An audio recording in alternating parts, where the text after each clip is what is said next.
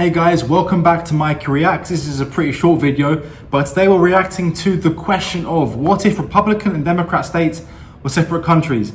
Now, politics is a really contentious issue in the United States. We all know this. This is from 6 years ago, so some red states might be blue now, and vice versa.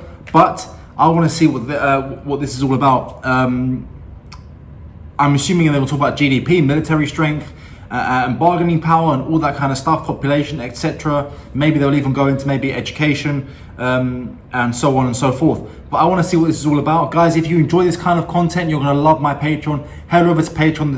The link is in the description below. Just $5 per month. I talk more in depth about these kinds of issues. But let's see what this is all about. Don't forget to like this video and subscribe to the channel. And don't forget to hit the notification bell, because when you do so, you get notified every time a video comes out. And keep checking, because sometimes it can go a bit wrong and they forget to notify you. I don't really understand what happens with YouTube. But let's get to this video.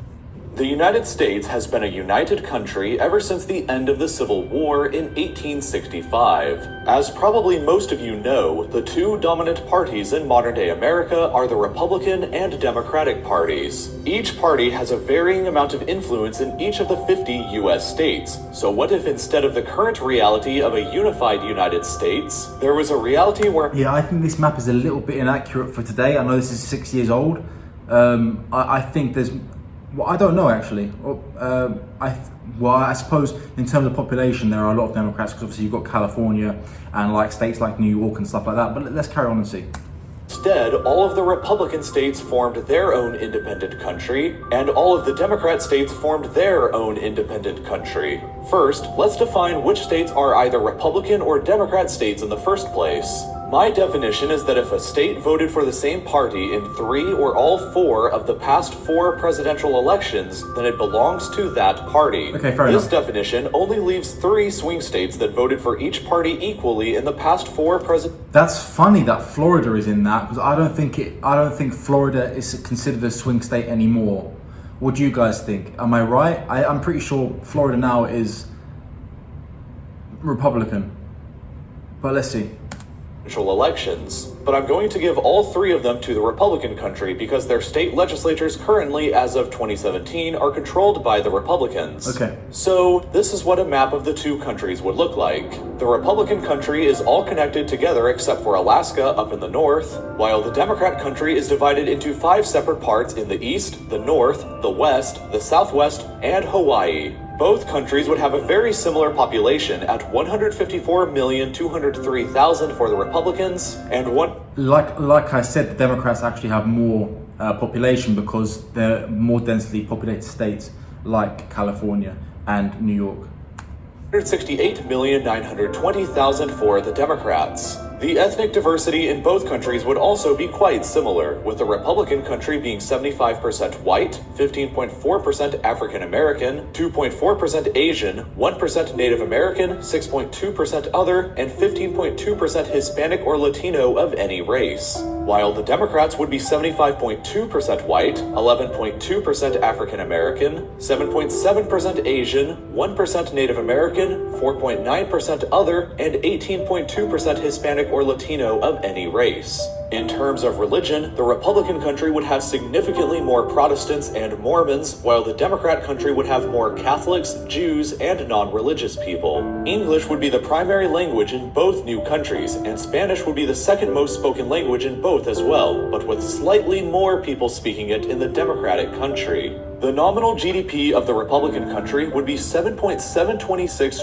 trillion US dollars, but the Democrat country would have a much larger economy of 10.732 trillion dollars. Because of this would, however, California. place both countries behind China, who would assume the new position of having the world's largest economy. Owing to its larger economy, the Democrat country would have a GDP per capita of $63,533, compared to the Republican GDP per capita of $50,105. Placing the Democrats with the I guess that's because there's more rural areas in the Republican country.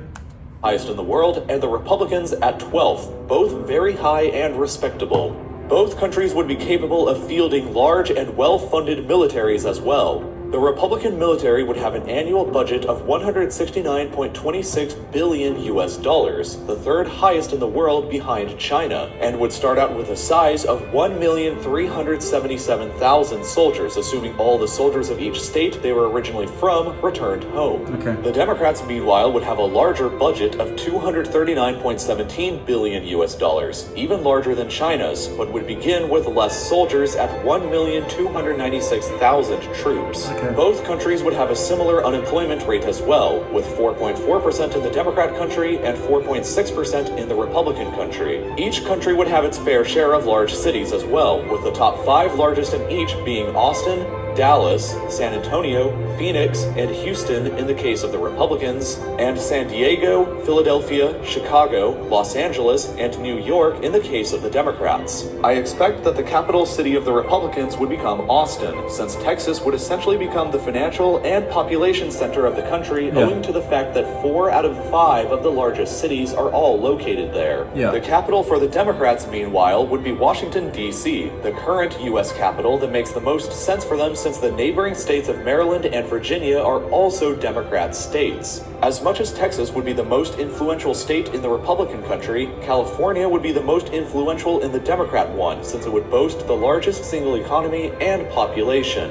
If this ever were to become a reality, however, both countries would be largely equal. The Democrats would have a larger economy and a higher GDP per capita, but they would both be nuclear power states and both have extremely powerful conventional militaries as well. They would be the second and third largest economies and have an almost equal population. Essentially, they would be evenly matched in most regards. It would be best if the United States stayed together, of course, but it's still fun to theorize. Please leave your comments below about what you think a world in this scenario would actually look like. What would life be like, and would conflict between the two Americas be inevitable, or could it be avoided? If you enjoyed what you just watched, I don't think there would be conflict, personally. I think it's an interesting thing to theorize. I don't think it'll ever, it can't happen. Because of there are provisions, I think, in the Constitution, aren't there? Especially after the Civil War with the secession of the southern states. And yeah, I don't think there would be conflict if that were to ever happen. And for that to happen, if you think about this, if they were to split up, then each country would have their own two separate parties at minimum. So would they remain Republican or Democrat? Would they change? Who knows? And could you admit one to each union? It's fun to talk about. It's never going to happen, thankfully, because obviously the United States staying together makes it the most powerful country in the world. And to be fair, even if you were to divide it into, it'd still be probably the most powerful country. They'd probably both be the two most powerful countries in the world. Of course, they say it's behind China, but anyway. But yeah, that was really, really interesting. What do you guys think? I hope this never happens. In fact, we know it won't ever happen. It's just a really interesting thing to... I like these kind of scenario videos where it talks about these kind of scenarios and you get some interesting viewpoints. And guys, a lot of life, a lot of people engage in some form of fantasy, whether that's like computer games, whatever it may be.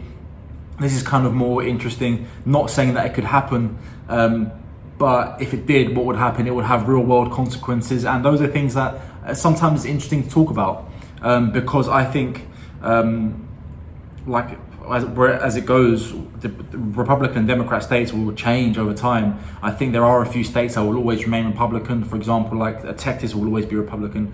I don't see Alabama or most of the southern states ever being Democrat. In the same way, I don't really ever see California being Republican, nor New York, which is really, really interesting. I wonder why these things happen. Can you comment down below if you know exactly why these states are all ingrained so much in their political views? What has caused that? So why is California so Democrat and why is Texas so Republican? I kind of understand the Republican viewpoint a little bit more than the Democrat viewpoint. Let me know what you guys think. I don't want to start too much of a political conversation, but they can be interesting to have. As long as we are respectful in the comments and we talk to each other like human beings, everything is all good. That is what it's all about, having some interesting conversation without having to insult each other personally. So guys, have an absolutely amazing day. Thank you very much for being on this video. Don't forget to like and subscribe to the channel if you enjoy this content, and I will see you guys on the next one.